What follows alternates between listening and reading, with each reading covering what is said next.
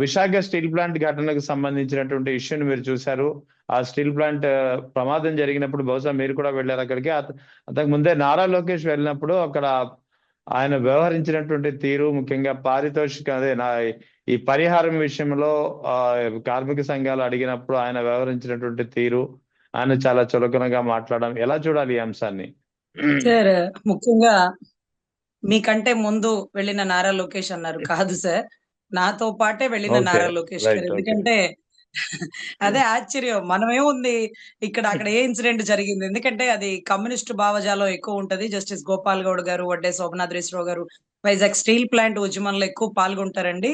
గోపాల్ గౌడ్ గారి శిష్యురాలని కాబట్టి.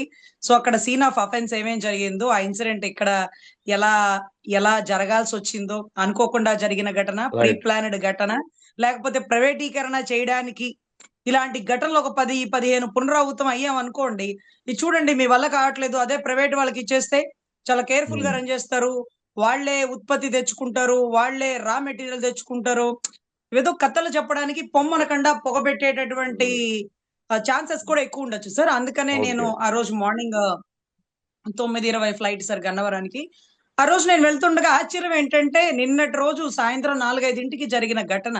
ఇమీడియట్ గా టోటల్ యంత్రాంగం మొత్తం అక్కడ ఉండాలి కదా, మరి ఎందుకు లేరు? నాతో పాటు వస్తారేంటి ఆర్చుకొని తీర్చుకొని? ఆ?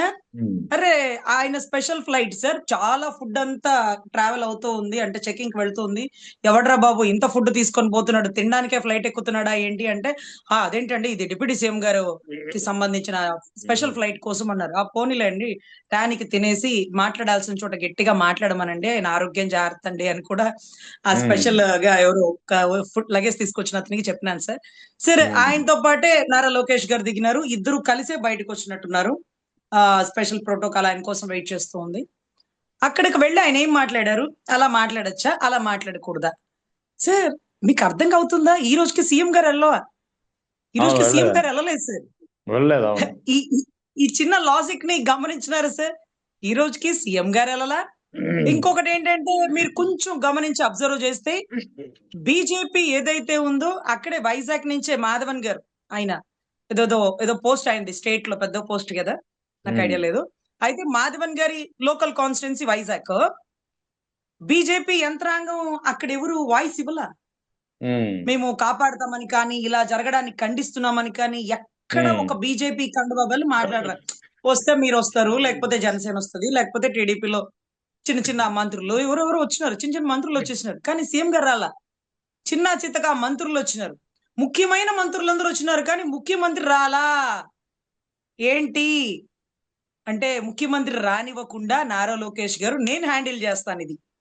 అవును, హ్యాండిల్ బాగా చేసినావుగా, నేను హ్యాండిల్ చేస్తాను ఇది అంటూ ఆయన అక్కడ కూర్చోబెట్టి, రాజుగారి కుమారుడు యుద్ధానికి వెళ్ళాడు, రాజుగారు అక్కడ ఉండు, మీరు అక్కడ ఉండండి, ఎప్పుడు మీరేనా, మీతో పాటు తీసుకెళ్ళకండి, అందరు ఎగతాలు చేస్తున్నారు, పప్పు పప్పు అన్నారు, నేను వెళ్తాను, నేను సాధించుకొస్తాను అంటూ రాజుగారి కుమారుడు గుర్రాన్ని తీసుకొని అడవికి వెళ్ళినాడు. కానీ ఏమి మర్చిపోయినాడు? విల్లు మర్చిపోయినాడా? బాణాలు మర్చిపోయినాడా? వేట వచ్చా రాదా? లేకపోతే అటవీ సింహాలకి రాజుగారి కుమారుడు బలైపోతాడు. సో ఇక్కడ జరుగుతున్న ఆంతర్యం ఏంటంటే, ఎప్పుడు సీఎం గారు వెంట పెట్టుకొని తీసుకువెళ్తున్నారని, రానున్న కాలంలో నేను కూడా సీఎం గా ప్రొజెక్ట్ అవ్వాలని ముందుకొచ్చారు. ముందుకొచ్చినప్పుడు వాళ్ళు అడుగుతారు, ఏవయ్యా తెరవడం ఎందుకు, తెరవడం ఎందుకు, తెరిచాక ఇలాగ నాసిరకం ఇచ్చి మా ప్రాణాన్ని పలంగా పెట్టడం ఎందుకు అని వాళ్ళు బాధలో అంటారు. అన్నప్పుడు ఏమనాలా? అయ్యా, తెరవమని మీరే కదా అప్పుడు ప్రైవేటీకరణ కాకుండా ఆపమనింది, అందుకని మేము కష్టపడి తెరిచినామయ్యా, మీకోసం 14,000 కోట్లు తెచ్చినామయ్యా అనాలి కదా. వాళ్ళు తెరవడం ఎందుకని అడగలా. మాకేదో ఉద్ధరించినట్టుగా, మేమేదో 11,000 కోట్లు 13,000 కోట్లు తెచ్చినట్టుగా చెప్తున్నారు కదా, పొమ్మనకుండా పొగ పెట్టడానిక ఈ పనులు అని వాళ్ళు మాట్లాడుతుంటే, వాళ్ళు ఎందుకు తెరిచారు అన్నారు, ప్రైవేటీకరణ ఎందుకు చేసినారు అన్నారు, ఇదేదో మాట్లాడుతున్నారు సార్. కానీ ఇక్కడ మనం గుర్తుపెట్టుకోవాల్సింది ఏంటంటే, బాధలో ఉన్న వాళ్ళు 4 మాటలు అంటారు. తల్లి సమానం, ప్రభుత్వం అంటే తల్లి సమానం, పొరుపుగా పడాలి సార్. 100 కుమారులను కోల్పోయినటువంటి గాంధారి కూడా తన తమ్ముడు పగతో వేసినటువంటి శకుని పాచికల వల్లని లేకపోతే అర్జునుడు చేసిన మహాకురుక్షేత్ర యుద్ధం వల్లని భావించకుండా కృష్ణుడిని నిందించింది. కృష్ణుడు, ఏం తల్లి నీ తమ్ముడు చేసిన దానికో అర్జునుడు చేసిన యుద్ధానికో నన్ను అంటావేంటి? అలా ఓర్పుగా శాపాలన్నీ తీసుకున్నాడు. ఎందుకంటే అక్కడ తల్లి సమానమైన ప్రభుత్వం ఎవరు నిందించినా సరే సమాధానం చెప్పాలా? అరే, ఓడించిన ప్రజల్ని జగన్ గారు ఏమన్నారండి? నేను బాధ్యతగా అన్ని అన్ని చేసినాను, ఆ ప్రజల తీర్పు ఇలా ఉందని భావిస్తున్నాను, కానీ నేను ఎక్కడ ఎవ్వరికి మాట ఇచ్చి తప్పలేదు, ఎక్కడ మోసం చేయలేదు, ఎక్కడ నిజాయితీగా అన్ని పథకాలని ప్రజలకు చేరువేసినాను అంటూ చాలా బాధాకరంగా మాట వణుకుతూ ఆయన మాట్లాడిన మాట ఈ రోజుకి గుర్తుంది. ఆ వీడియో ప్లే చేసినప్పుడల్లా కన్నీటి పర్యంతం అవుతున్నటువంటి ఎంతో మంది కూడా నాకు తెలుసు. ఈవెందో ఇప్పుడు మేము కూడా అర్రే అలాంటి వ్యక్తిని ఓడించినామా, అలాంటి వ్యక్తికి ఎదురెళ్ళామా అని. అంటే ఇక్కడ ఓడించిన ప్రజల్ని మీరు 2 చోట్ల గెలిపించినారా, మీ కాపులు గెలిపించినారా, ఉంటే ఉండి పోతే పోండి, ఎవరిని విసుక్కుంటున్నాం? మన కుటుంబ సభ్యుల్ని కాదు, మనల్ని నెత్తిన పెట్టుకొని మనకి ఓటేసిన ఓటర్లని, కుటుంబ సభ్యుల్ని తిట్టుకోండి, కావాలంటే కొట్టుకోండి, కేసులు వేసుకోండి, కానీ గెలిపించిన ప్రజలను అవనివ్వండి, ఓడించిన ప్రజలను అవనివ్వండి, ఎప్పుడు ఒక మాట అనకూడదు. మీరు రాజులు, తల్లి సమానులు. అలాంటిది అక్కడ బాధతో రక్తపు ముద్దగా మారిపోయినటువంటి కార్మికుల గురించి ఒక ముఖ్యమైన మంత్రి మాట్లాడతాడు, మీరు చేతులు ఎత్తలేదు, చేతులు ఎత్తితే నేను మీకోసం సెంట్రల్కి వెళ్ళేవాడిని అన్నారు సార్. మీరు మళ్ళీ ప్లే చేసి వినిపించండి కావాలంటే. నాకు ఒక ఎమ్మెల్యే ఉన్నాడు, అది కూడా వైసీపీ వాళ్ళు లాక్కున్నారు. నాకేమన్నా అదేంటది పార్లమెంట్ లో ఎంపీలు ఉన్నారా? ఉంటే నేను కూడా గట్టిగా అడుగుండేవాడిని అమిత్ షా గారిని. ఏదో వెళ్ళాను వచ్చాను, అడగడానికి నాకేం అధికారం ఉంది, మీరు నాకేం ఇచ్చారు అధికారం అంటే 21 స్ట్రైక్ రేట్ ఇచ్చారు, 2 ఎంపీలను ఇచ్చారు, ఇంకొకటి అవతలోడు అకౌంటో మన అకౌంటో ఇక పరమాత్ముడికి ఎరిక ఈ రోజు ఒక రాజ్యసభ కూడా మనకు వచ్చింది. అంటే 3. ఈ మూడిటితో పలుమార్లు పిలిచి వెంకటేశ్వర బొమ్మ ఇవ్వడం, శాల్వాలు కప్పడం, లేకపోతే బొకేలు ఇవ్వడం, నమస్కారాలు పెట్టడం, ఈ ఆపేసి మీ రాష్ట్ర ప్రయోజనాల కోసం గట్టిగా మాట్లాడగలిగిన వాళ్ళు ఎవరన్నా ఉంటారండి? నాకు ఆశ్చర్యం అవుతుంది. నరేంద్ర మోడీ గారిని పక్కన కూర్చోబెట్టి జగన్ గారు అన్నమాట మేము మీకు ఇచ్చే గౌరవం ఇస్తాం, కానీ మా రాష్ట్ర ప్రయోజనాల దృష్ట్యా మీకు గౌరవిస్తాము, మా రాష్ట్ర ప్రయోజనాలకు ఇబ్బంది కలిగినప్పుడు మేము మిమ్మల్ని అయినా ప్రశ్నిస్తాం, నిలదీస్తాం అన్నటువంటి ముఖ్యమంత్రి నేను ఎక్కడా చూడలేదు సార్.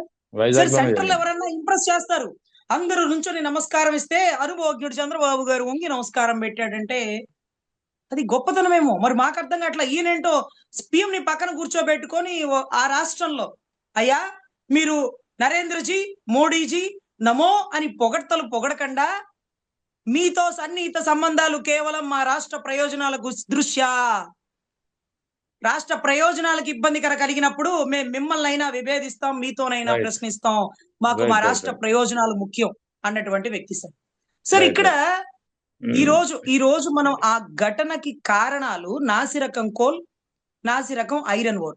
అది జిందాల్కేమో క్వాలిటీ ఇస్తున్నారు, మనకేమో క్వాలిటీ తక్కువ ఇస్తున్నారు సార్. 13,000 కోట్లు రిలీజ్ చేశాము అన్నటువంటి దాని మీద మీరు చెప్పొద్దు, నేను చెప్పొద్దు, సాక్షి చెప్పొద్దు, సాక్షి ఛానల్ కూడా చెప్పొద్దు. RTI వేయమనండి sir. ఆర్టీఐ వేస్తే ఆ 13,000 కోట్లు జిఎస్టీ కట్టించుకున్నారు సార్. ఈ చేత్తో ఇచ్చేసినారు సార్, ఈ చేత్తో తీసేసుకున్నారు సార్. జిఎస్టీ కట్టించుకున్నారు, లోన్లు ఏమన్నా ఉంటే అవి కట్టించుకున్నారు, బ్యాంక్ లో అడ్వాన్స్ ఉంటే అవి కట్టించుకున్నారు. మరి ఐరన్ ఓరు, కోళ్ళు ఎక్కడ తెచ్చినారు? గ్యాస్ కి ఎంత డబ్బులు కట్టినారు? గ్యాస్, ఐరన్ ఓరు ఇవన్నీ కూడా, కోల్ కూడా ఎక్కడ క్వాలిటీ లేదు కదా. మార్కాపురం నుంచో అక్కడెక్కడి నుంచో రావాల్సినవన్నీ దారి మళ్ళిస్తున్నారట కదా. ఇవన్నీ కూడా అక్కడ ఉన్నటువంటి స్వయాన అక్కడ అధికారి, పనిచేస్తున్న అధికారి మెమోలు పెట్టినాడంట సార్. దీంట్లో కల్తీ ఉంది, దీంట్లో నాణ్యత లేదు, దీనివల్ల మా ప్రాణాలు పోయే అవకాశాలు ఎక్కువ ఉన్నాయి. నిన్న మొన్న కూడా ఒక ఘటన జరిగింది, త్రుటి ప్రాయంలో తప్పిపోయింది. దయచేసి నాసి రకంతో మనం స్టీల్ గనక సప్లై చేస్తే, ఇన్ని సంవత్సరాల చరిత్ర ఉన్న వైజాగ్ స్టీల్ ప్లాంట్ నుంచి వచ్చిన స్టీల్ క్వాలిటీ లేదని స్టాంప్ వేసి వెనక్కి కొంటేశారు. గత ప్రభుత్వం కాదు, మీ ప్రభుత్వం వచ్చిన సంవత్సర కాలంలో, అంటే లాస్ట్ ఇయర్ అంట సార్, వైజాగ్ స్టీల్ ప్లాంట్ నుంచి క్వాలిటీ లేని స్టీల్ వస్తుందని స్టాంప్ వేసినారంట సార్. ఇది నిజంగా మన రాష్ట్ర రిప్యుటేషన్ డ్యామేజ్ అయినట్టే కదా సార్. ఆంధ్ర రాష్ట్రంలో అందున ఇంత చరిత్ర కలిగిన స్టీల్ ప్లాంట్ నుంచి క్వాలిటీ లేనిది వచ్చిందా? అరే ఆశ్చర్యం అనిపించట్లేదు సార్. ఇంకా ఏమనిపిస్తుందంటే, రాజకీయం చేస్తున్నారు కార్మిక సంఘాలు అంటారేంటి? గత ప్రభుత్వంలో ధర్నాలు చేసినారు, రాస్తారోకాలు చేసినారు, వీధి వీధుల ఆ ప్రైవేటీకరణ చేయకూడదని చెప్పినారు. ఇందాక హోమ్ మినిస్టర్ గారి ప్రెస్ మీట్ ఒకటి చూసినాను సార్. ఆవిడ ఓకే. చెప్తున్నారు, ఎల్వి సుబ్రహ్మణ్యం గారట ప్రిన్సిపల్ సెక్రటరీ గారి దగ్గర పనిచేసినట్టున్నారు జగన్ గారి గవర్నమెంట్ లో. ఆయన అన్నాడట, వైజాగ్ ని రాజధాని చేసేస్తాను, స్టీల్ ప్లాంట్ అమ్మేస్తాను, ఇదే స్టీల్ ప్లాంట్ లో రాజధాని పెడతాను అన్నారని ఆవిడ ఒక ప్రెస్ మీట్ లో ఫోన్ రికార్డింగ్, అదే ఆయన మాట్లాడిన స్టేట్మెంట్ రికార్డింగ్ వినిపిస్తుంది. ఇలాంటోడు నమ్ముతారా మీరు అని. అమ్మమ్మమ్మమ్మ, గతంకి ఒకసారి వెళ్తే అసెంబ్లీ సాక్షిగా రోసయ్య గారు అన్నారు, ఆ ఎన్టీఆర్ గారు మీ గురించి మాట్లాడిన వీడియోలు వినిపించమంటారా, ఆడియోలు వినిపించమంటారా? దుర్మార్గుడు, విశ్వాసం లేనివాడు చంద్రబాబు నాయుడు, నా కొడుకుగా భావించి నేను దగ్గర తీస్తే, నా బిడ్డనిచ్చి నమ్మి పెళ్లి చేస్తే విశ్వాసం లేనివాడు అంటూ పుస్తకాలు రాసినాడు, రికార్డ్ చేసినాడు, లైవ్ లో చెప్పినాడు. ఏమా ఇలాంటి వాడిని నమ్మమంటారా? జేబు దొంగ, లేకపోతే ఇంకోటి నేను అనలేదు, Tirupati east police station Nadendla Bhaskar Rao garu అన్నారు ఓ జేబు దొంగోడోడు అని. అమ్మా ఇలాంటి వాడిని నమ్మమంటారా? ఇప్పుడు కుమారస్వామి గారు మీకు బాగా తెలుసు కదా, మీరు బీజేపీలో ఆంతరంగిక సమస్యలు ఆంతరంగిక చర్చల్లో ఉంటారు కదా, మీరు డబుల్ ఇంజన్ సర్కార్ పక్కనే ఉంటారు కదా. కుమారస్వామి గారు ఇచ్చిన స్టేట్మెంట్ ని ఆడియో కాదమ్మా వీడియో ప్లేస్ చూపించండి.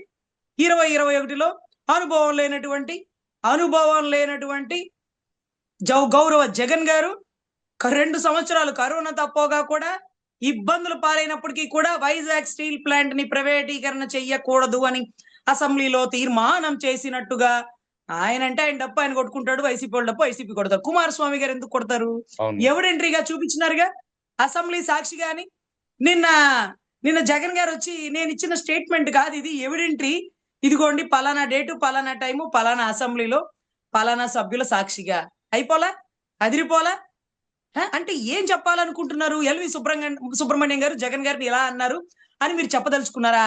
స్వయాన పిల్లనిచ్చిన మామే చెప్పినాడే, మీతో పనిచేసినటువంటి నాదెండ్ల భాస్కర్ రావు గారు చెప్పినారే, ఇంకా పురంధేశ్వరి గారి భర్త ఆయన కూడా ఒక పుస్తకంలో రాసినాడే, మాకు కాపులకి కొంచెం నాయకుడుగా ఉంటారు ఆయన లెటర్లు రాస్తుంటారు చూడండి, హరిరామయ్య జోగయ్య గారు. ఆయన కూడా ఒక పుస్తకంలో చెప్పినాడే, రంగా గారి చావుకి డైరెక్టా ఇండైరెక్టా పాత్రలేంటి అనేది కూడా రాసినారే. ఇన్ని పుస్తకాలు ఎవిడెంటరీ డాక్యుమెంట్ ఉంటే ఒక ఆడియో రికార్డింగ్ వినిపించి జగన్ గారు కరెక్ట్ కాదు అని చెప్పడానికి మీరు చేసే ప్రయత్నం, తాపత్రయం. 25 లక్షలు చెక్ ఇచ్చినారమ్మా అనుభవజ్ఞులు మీరు. ₹1 కోటి చెక్కులు స్పాట్ లో ఇస్తే మీ సొమ్మేం పోతుంది? అరే రామోజీరావు గారి తద్దినాలకి దినాలకి కార్యక్రమాలకి ఒక పెద్ద మీటింగ్ పెట్టి ఆయన్ని పొగడతడం, పూజలు చేయడం, దూపదీప నైవేద్యాలు అవసరమా మనకి? ఆ రామోజీ ఫిలిం సిటీ వాళ్ళు చేసుకుంటారు, ఈటీ వాళ్ళు చేసుకుంటారు, మార్గదర్శి చిట్ ఫండ్స్ వాళ్ళు చేసుకుంటారు. ఆయన ఏమన్నా స్వాతంత్ర సమరయోధుడా, లేకపోతే పార్టీలు కష్టపెట్టాడా, లేకపోతే ప్రజల కోసం కష్టపడ్డాడా? ఆయన పేపర్ ఆయన రన్ చేసుకున్నాడు, ఈనాడు పేపర్. సో ఇటువంటి పరిస్థితుల్లో ఆయనకి కేటాయించే డబ్బు ఏదైతే ఉందో అది ఆపి చనిపోయిన వాళ్ళు, ప్రాణాలకు తెగించి బతుకు తెరుగు అని ఉద్యోగం చేసుకునే వాళ్ళు, రిస్క్ అవుతుందని తెలిసినప్పటికీ పనిచేసి ప్రాణాన్ని పోగొట్టుకున్న వాళ్ళ రక్తపు ముద్దలు డిఎన్ఏలు కూడా మ్యాచ్ అవని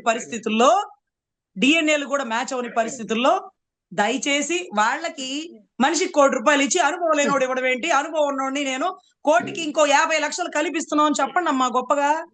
మీరు సంపదని సృష్టిస్తారు కదా. ఓ పంచాయతీ శాఖ మంత్రి ఏమో చెత్తలోంచి సృష్టిస్తున్నారట సంపదని. అదేంటది ఈ చెత్తలోంచి సంపదని, కరెంటో మరి ఏం సృష్టిస్తాడో నాకైతే తెలియదు. ఇకపోతే ఈ నా బిడ్డల్ని కనండి, బిడ్డలే మీ సంపద, దీన్నే సృష్టిద్దాం అంటాడు. మరి ఏంటి మీరు అమరావతి సంపదని సృష్టించిద్ది అంటారు?